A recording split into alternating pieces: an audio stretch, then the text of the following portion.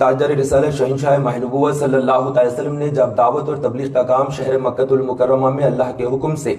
40 سال کی عمر میں اعلان نبوت فاران کی چوٹیوں پر ٹھہر کر کیا، اور اس کے بعد لوگ انکار کرنے لگے، اللہ کے نبی علیہ الصلوۃ والسلام انہیں ایک اللہ کی طرف بلانے لگے، دعوت اور تبلیغ کا کام، اسلام کا کام 40 سال کی عمر شریف میں یوں شروع ہوا۔ اللہ کے نبی علیہ السلام ایک کثیر مجمع کو جو اپنے رشتہ دار ہے، عزیز اقارب ہے، انہیں جمع کیا اور شہر مکہ کی فاران کی چوٹی پر کھڑے رہ کر ان لوگوں سے فرمایا کہ اے لوگو، اگر میں یہ کہوں کہ پہاڑ کی دوسری سمت میں ایک جماعت آ کر ٹھہری ہے جو تم پر حملہ ور ہوتی ہے، تو کیا تم میری بات کا یقین کرو گے؟ انہوں نے کہا کہ لا ریب، ہم آپ کی بات کا یقین کریں گے، ہم نے آپ کو ہمیشہ سچ کہتا ہوا پایا، صادق پایا، امین پایا۔ اللہ کے نبی علیہ السلام نے اس وقت ارشاد فرمایا کہ میں اللہ کا بھیجا ہوا رسول ہوں، اور اللہ تعالیٰ واحد یکتا ہے، اس رب کی عبادت کریں، اس ایک رب کو پوجیں اور میری رسالت کا تسلیم کریں۔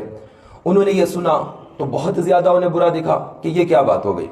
ہم تو کتنے خداؤں کو مانتے ہیں، ہم لات کی پوجا کرتے ہیں، منات کی پوجا کرتے ہیں، یغوث کی پوجا کرتے ہیں، کتنے دیوی دیوتا اور کتنے خداؤں کو ہم نے بنا رکھا ہے، ان تمام کو چھوڑ کر ایک خدا کی پوجا کریں، اور پھر اس ایک خدا کی پوجا کریں جس سب کو ایک صف میں کھڑا کر دیتا ہے کہ سب برابر ہے، ایک ہی صف میں کھڑے ہو گئے محمود و ایاز، نہ کوئی بندہ رہا نہ کوئی بندہ نواز، سب کو برابر برابر ٹھہرا دینے والا۔ تو ان کا جو صدیوں سے قائم نظام ہے چھوٹا اور بڑے کا، اس نظام طلسم کو توڑ دینے والا ایک نیا نظام، اسلامی نظام اللہ کے نبی علیہ السلام لے کر آ رہے ہیں۔ جب ظلم بڑھ گیا، بربریت بڑھ گئی، بچیوں کو زندہ دفنانے جانے لگا، عورتوں کو چھینا چھپٹی کی جانے والی، ان کے حقوق کو پامال کیا گیا، قتل و غارت گری کے بازار گرم کیے گئے، دن ہی رات کی تاریکی میں بدل دیا جاتا، ہر سمت میں ظلم، زیادتی، کفر کی وادیاں اور آندھیاں تھی، کہیں پر دریا کی پوجا ہوتی اور کہیں آسمان کو خدا سمجھا جاتا، کہیں پیڑ پودوں کو دیکھ کر اسے اپنا خدا مانتے، کہیں بہتے پانی کو خدا سمجھتے تو کہیں چٹانوں کو اپنا خدا سمجھتے، نہ جانے کتنے خدا انہوں نے بنا لیے۔ ان تمام خدا نے باطل کو ختم کرتے ہوئے ایک خدا، اور اسلام اسی کا نام ہے کہ پہلے انکار کیا جاتا ہے باطل کا، رد کیا جاتا ہے باطل کا، کہا جائے گا پہلے لا الہ، نہیں ہے کوئی معبود، نہیں ہے کوئی خدا، سب کا انکار کیا جا رہا ہے، نہ یہ پتھر خدا ہے، نہ یہ پربت خدا ہے، نہ یہ جھاڑ خدا ہے، نہ یہ آسمان خدا ہے، نہ ستارے خدا ہے، نہ یہ چاند سورج کوئی چیز خدا ہے، الا اللہ، مگر ایک خدا ہے، وہ اللہ ہے۔ اسی کا پرچار کرتے رہے آدم علیہ السلام، داؤد علیہ السلام، موسیٰ علیہ السلام، نوح علیہ السلام، تمام انبیاء اور رسول یہی کہتے رہے، لا الہ الا اللہ، آدم صفی اللہ، لا الہ الا اللہ، نوح نجی اللہ، لا الہ الا اللہ، ابراہیم خلیل اللہ، لا الہ الا اللہ، موسیٰ کلیم اللہ، لا الہ الا اللہ، داؤد خلیفۃ اللہ، لا الہ الا اللہ، عیسیٰ روح اللہ، ایک کے بعد ایک انبیاء آتے رہے لوگوں کی ہدایت کے لیے، اور ایک ہی پرچار کرتے رہے، سب کا کلمہ جو مشترک رہا وہ یہی لا الہ الا اللہ،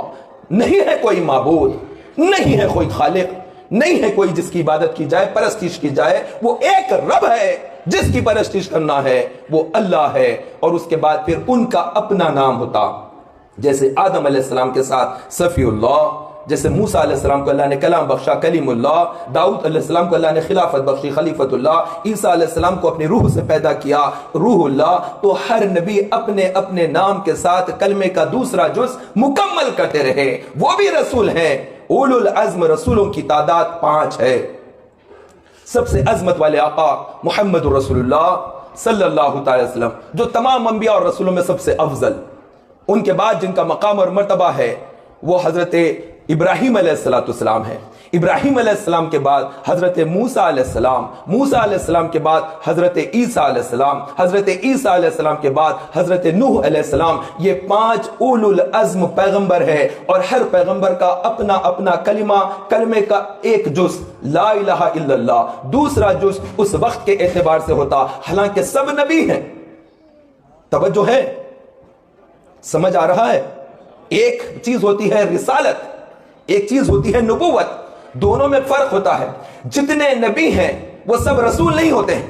لیکن جتنے رسول ہیں سب کو نبوت عطا کی جاتی ہے، اور جتنے نبی ہیں ہر نبی کو معجزہ دیا جاتا ہے، اور ہر رسول کو اللہ تبارک و تعالیٰ نے ایک شان کے ساتھ دنیا میں جلوہ گر کیا۔ وہ آدم علیہ السلام سے لے کر عیسیٰ علیہ السلام، اس کے بعد رسول اکرم صلی اللہ علیہ وسلم، سب کو اللہ نے ایک شان، ایک مقام اور ایک مرتبہ، ایک بلندی عطا فرمائی۔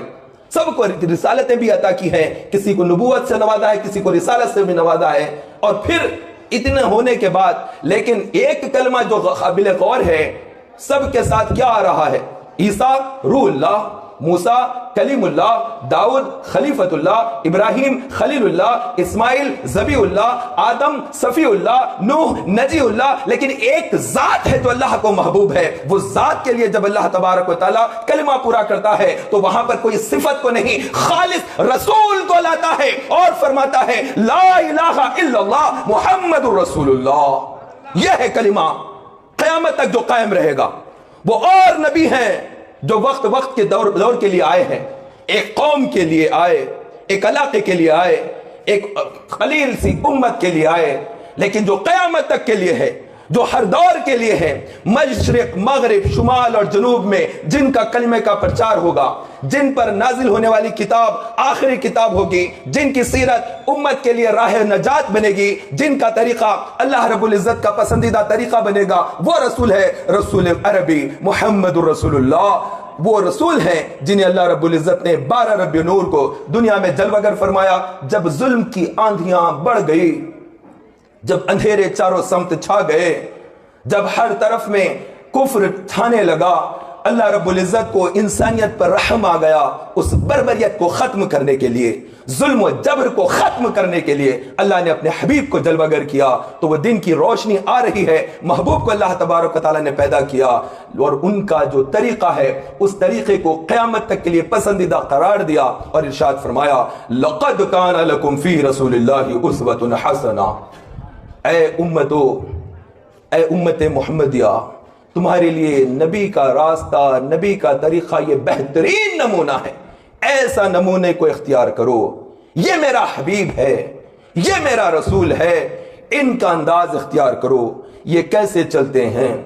یہ کیسے بیٹھتے ہیں، یہ کیسے سونے کے لیے تشریف لے جاتے ہیں، یہ کون سی دعائیں پڑھتے ہیں مسجد میں جاتے وقت، مسجد سے نکلتے وقت، بازار میں جاتے وقت، بازار سے آتے وقت، گھروں میں داخل ہوتے وقت، رات دن کے کیا اعمال ہیں، کب سکوت اختیار کرتے ہیں، وہ سکنت کب ہے، وہ گفتگو کب ہے، کب کیا فرماتے ہیں، یہ تمام چیزوں کو جامع بنا کر اللہ نے اپنے محبوب کو جلوگر کیا۔ وہ ایک ایسی عظیم ہستی ہے، اگر کوئی حاکم ہے ان کے لیے بھی نمونہ ہے کہ حاکم کو کیسا ہونا چاہیے، اگر کوئی تاجر ہے بہت بڑی تجارت کرتا ہے اس کے لیے بھی نمونہ ہے یہ ذات کہ ان کے نمونے کو اختیار کر لو، ان کے طریقے کو اختیار کر لو۔ ایک باپ ہے تو کیسا ہونا چاہیے، بیٹا ہے تو کیسا ہونا چاہیے، بہن کے ساتھ بھائی کو کیسا ہونا چاہیے، رشتہ داریاں کیسے نبھانا ہے، پڑوسیوں کے حقوق کیسے ادا کرنا ہے، تمام معاملات کو سکھانے کے لیے، ہر چیز کو بتانے کے لیے اللہ نے جو حبیب کو جلوگر کیا وہ ذات محمد رسول اللہ کی ہے۔ اور یہ عظیم و شان جلسہ اسی ہستی کی آمد کی خوشی میں